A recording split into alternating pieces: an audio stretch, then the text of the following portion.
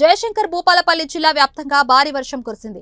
జిల్లాలో పలు వాగులు వంకలు ఉధృతంగా పొంగి ప్రవహిస్తున్నాయి.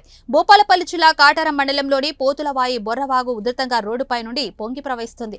కాటారం నుండి మహముత్తారం వైపుకి వెళ్లే రవాణా స్తంభించి రాకపోకలు నిలిచిపోయాయి. వర్షాకాలం వచ్చిందంటే చాలు వాగులు వంకలు పొంగి ప్రవహించడంతో మారుమూల ప్రాంతమైన మహముత్తారం మండలానికి కాటారానికి రవాణా స్తంభించిపోతుంది. ఇప్పటికైనా అధికారులు ఎత్తైన వంతెనలను నిర్మించాలని పలువురు ఆవేదన వ్యక్తం చేస్తున్నారు. ప్రభుత్వాలు మారిన రవాణా వ్యవస్థ గురించి పట్టించుకునే నాదుడే కరువయ్యాడని పలువురు ఆరోపిస్తున్నారు.